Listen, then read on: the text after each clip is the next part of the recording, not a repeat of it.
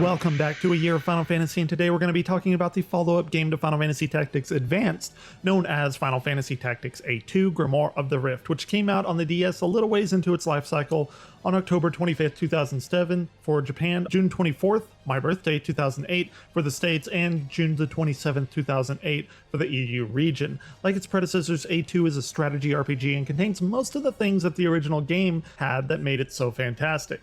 In fact, as you might guess, this game was originally in production and scheduled to come out on the Game Boy Advance, hence the A2 moniker rather than the DS shorthand that people, for whatever reason, like to give DS titles back in the day.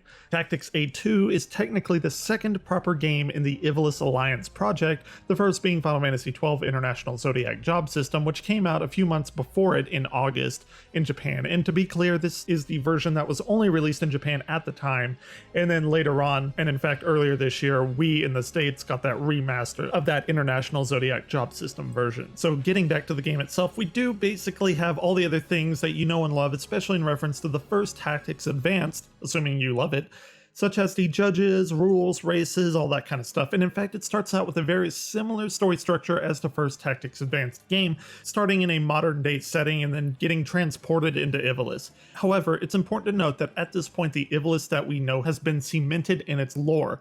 That is, since Final Fantasy XII came out, giving credence to the races originally introduced in Tactics Advanced, this game really brings the timeline together, referencing a time with advanced machines and technology, and that is in reference to Final Fantasy XII being so technologically advanced.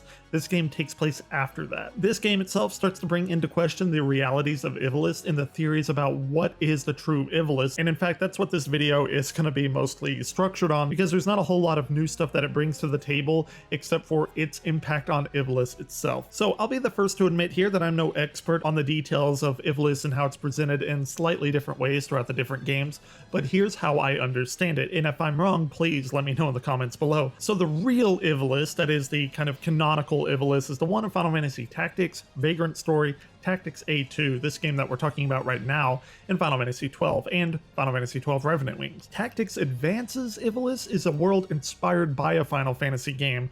I would assume that that game not ever being mentioned would obviously be Final Fantasy Tactics, considering that's the only game before Tactics Advanced that had Ivalice in it. Well, no, I take that back because Vagrant Story did have that, but we'll get to Vagrant Story a little later. That's a little bit of a different issue. Anyway, finally, the real world portion of Final Fantasy Tactics A2 that we're talking about is not ever given a name, but a few events seem to imply that it's the same town of St. Ivalice, seen in the first Tactics Advanced game, but to be clear, there is no hard evidence that that is actually so. So just to reiterate, most of these games, other than Tactics Advanced, are part of the real kind of canonical, like I say, Ivalice storyline. So back to Tactics A2. Like I said, there's not a ton more to say about this game that I haven't already said in Tactics Advanced, other than basically it's bigger and better in just about every way, and it seems to be canonically integrated to the real Ivalice's timeline, where most of the previous complaints about Tactics Advanced have been remedied here, though most are still torn about the regulations placed on battle via the judges. It's one of the things that you're either on board with or you're not. But at least Final Fantasy XII has established judges as part of the Ivalice lore, giving them meaning rather than to, just put them in there because it gives it more challenge or something, right? So the judges now have an established space in Ivalice from a proper Final Fantasy game, so I think a lot of people give it more credence than they did originally when Final Fantasy Tactics came out. A2 provides many connections to the real Ivalice world, like I've said, as some characters from Final Fantasy XII are, they're referenced. I'll just say that. You're going to encounter them in the game, kind of, and before I spoil anything else, I'll just stop right there. If you do decide to play it, or you have played it, you're probably mildly amused by these cameo references, I guess would be the best thing. Anyway, as far as the bigger and better part, well, we do have the introduction to a few more races known as the Sikh and the Griya, the former being like a humanoid piggish kind of race, I guess, and the latter being a humanoid draconic type of race, each with their own selection of different jobs devoted to them, as in the previous Tactics Advanced games. And just kind of randomly here, I don't really know where else to put this, but there are actually slopes in this game on the terrain in the maps, unlike the previous entries, so yeah, that's a thing you know now.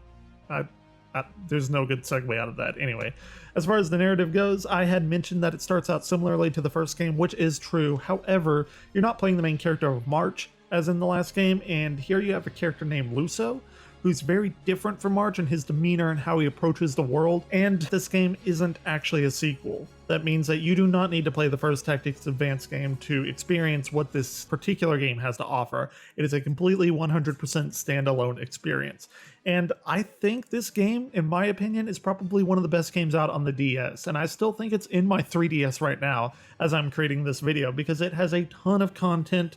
It's always fun. It's a great game. It's just a fun game to play, especially if you like strategy RPGs. And that's about it for this episode.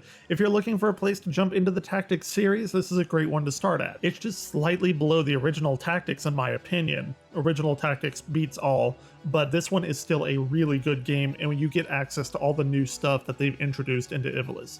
Anyway, next time we're going to be going away from the Tactics genre of Ivalice to a very unique PS1 era Squaresoft game known as Vagrant Story. So until next time, Crystal Warriors, keep on gaming.